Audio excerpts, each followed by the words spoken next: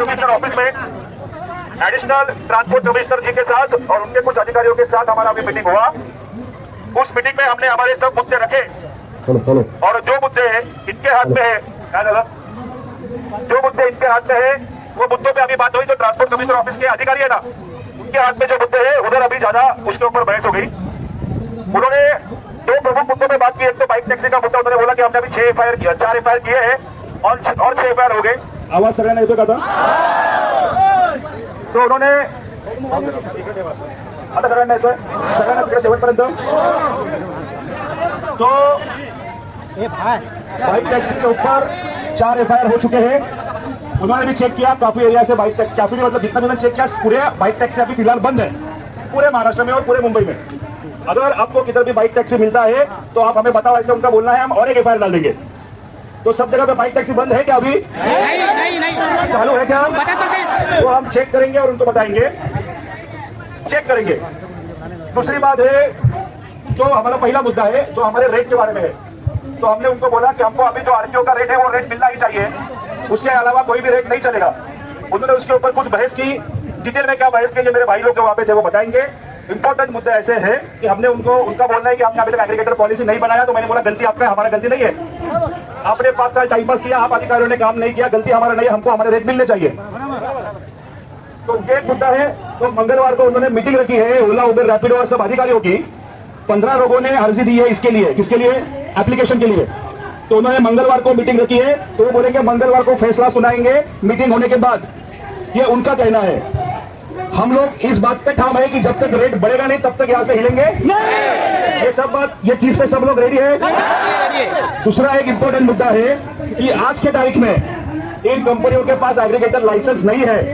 तो वैसे भी मोटर व्हीकल एक्ट 1988 1988 के सेक्शन 93 और सेक्शन 193 के तहत ओला, उबेर, रैपिडो को और किसी भी ऐप कंपनी को, एग्रीगेटर जो खुद को बोलते हैं, उनको महाराष्ट्र में काम करने के लिए कायदेशीर परमिशन नहीं है।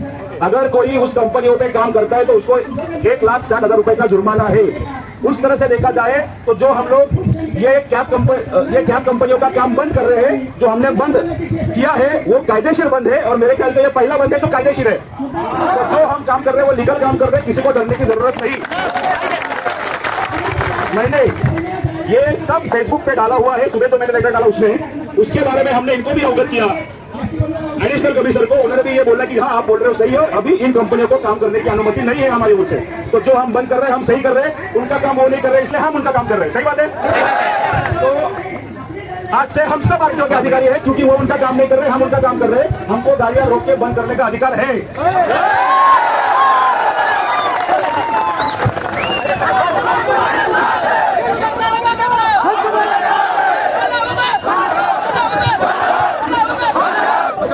तो आप सब जो बाइक टैक्सी बंद कर रहे हो, जो आप सब ओला, उबेर के कैब्स और रिक्शा बंद कर रहे हो, वो बंद करने का हमको अधिकार है।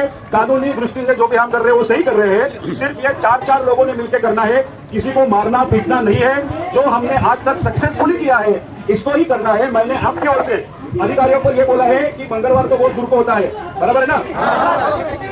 अगर पूरा महाराष्ट्र का, पूरे मुंबई, नागपुर जैसा मेट्रो सिटी को लकवा मार गया हमारे बल की वजह से, तो आप 4 दिन लकवा वैसे रखना चाहे, लकवा वैसे चलना आपको चलेगा? तो उनको चलेगा।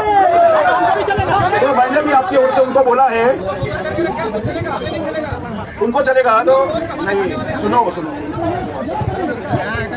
तो मैंने आपकी ओर से उनको बोला है कि हम लोग अगर ऑनलाइन रिक्शा और कैब चलाते हैं दिन भर 12-12 घंटे, तो हमारे खिसे में कितने पैसे आते हैं? 0 रुपये आते हैं, बराबर है ना।